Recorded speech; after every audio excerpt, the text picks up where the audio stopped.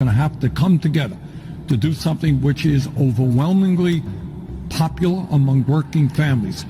People are sick and tired of seeing the rich get richer and everybody else struggling. They want action, and we're going to give them what I think is long overdue. Hello everybody and welcome back to my channel. Happy Saturday and hope everyone's having a great day so far. So this is your fourth stimulus check update and daily news report. Now we have a ton of news to go over in today's fourth stimulus check update. So Senate Majority Leader Chuck Schumer moved on Thursday night to cut off debate on a $1.2 trillion bipartisan infrastructure bill, paving the way for swift passage of the sweeping legislation that would enact key elements of President Biden's economic agenda. Schumer's move to file cloture set up a key procedural vote on Saturday, which needs 60 votes to end debate on the bill. But senators are still having discussions about a series of votes late Thursday, including a possible vote on final passage. Now, if the procedural vote goes forward on Saturday and 60 senators vote to advance the bill, then there would be a limited time for debate, followed by additional votes, and then final passage. Chuck Schumer said in floor remarks on Thursday night that Democrats and Republicans have worked all day to move to final amendment votes on the bill. Now everybody, this massive bipartisan infrastructure package, called the Infrastructure Investment and Jobs Act, represents a major bipartisan achievement that will allow both parties to claim victory.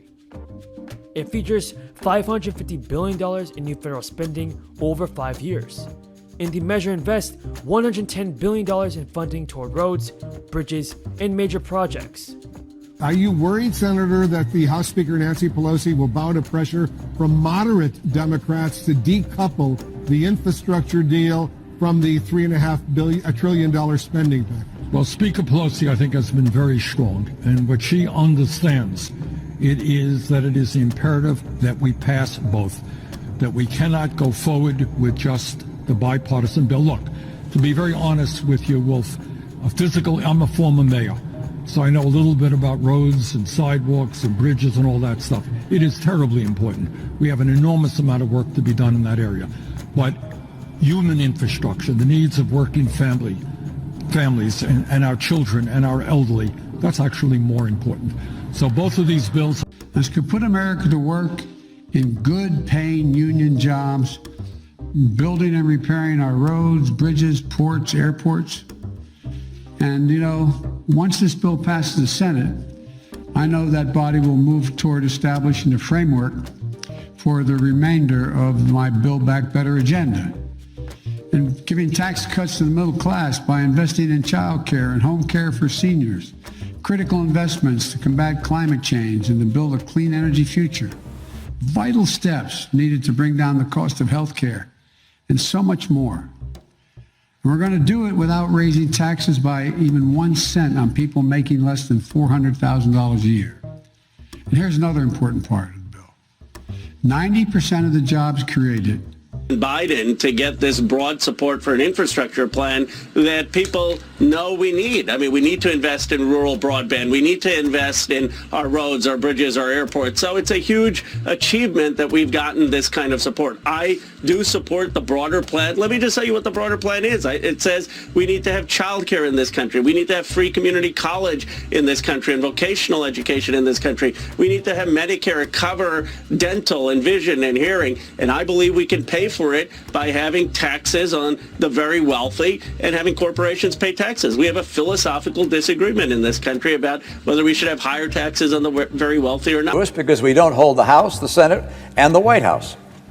So we have two options. Do we want our Democrat colleagues to draft a bill all by themselves, or do we want to work together with Republicans and Democrats and fashion something that's bipartisan? Now, I note that when you work on a bipartisan basis, there are some things the Democrats will want to include that we Republicans would rather not have there.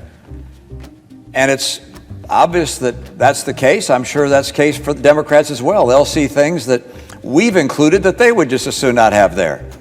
And it's very easy for either side, or both sides rather, to point out the things in the bipartisan bill that they don't like and to attack it as not being fully in conformity with their views. But that's the nature of two parties working together.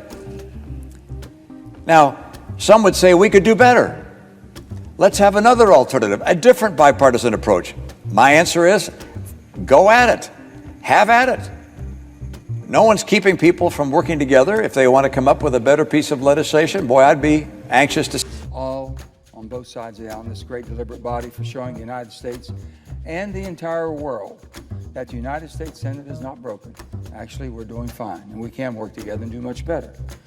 We can also come together to accomplish big things, and we did with this investment in American infrastructure. America has not seen this type of infrastructure investment in the last 30 years. Talked about it a lot, haven't seen anything. The polls have shown the American people are overwhelmingly supportive of this infrastructure deal. Americans of both political parties know it's long past time to make this investment. They want their roads repaired so the children are safe on their buses. They want better internet service so they can connect and compete in the 21st century. It's just unbelievable what we can do. This is clean water and upgraded sewer systems. You would think in the 21st century this not would be a void anywhere in America, but it is. It really is. This is the largest long-term jobs bill in decades. It will create good paying, long-term jobs over the next 8 to 10 years. So if you want to basically making sure that we don't hit the highs and the lows as far as in the job opportunities, job markets, and the economy, this bill does that. It's the largest investment in clean drinking water and wastewater infrastructure in the history of our country. In the history of our country. It's the largest dedicated bridge investment since the construction of the interstate highway system. It's the largest investment in energy transmission on history and puts our money where our mouth is on technologies that are critical for the future. And it's the largest federal investment in passenger rail since the creation of Amtrak. And our bipartisan infrastructure package does not raise taxes on everyday Americans. It does not. A large piece of this bipartisan infrastructure bill came out of the Energy and Natural Resources Committee, which I'm privileged and honored to chair. We reported the Energy Infrastructure Act out of our committee with a bipartisan vote after holding a legislative hearing and a robust amendment process. That's called regular order. It's something we've heard about for many years. We just haven't seen it for a long time, and it is working. The Energy Infrastructure Act will create good-paying jobs and demonstrate the energy technologies needed to reduce emissions while maintaining affordable, reliable, and dependable energy and our nation's position as a global energy leader.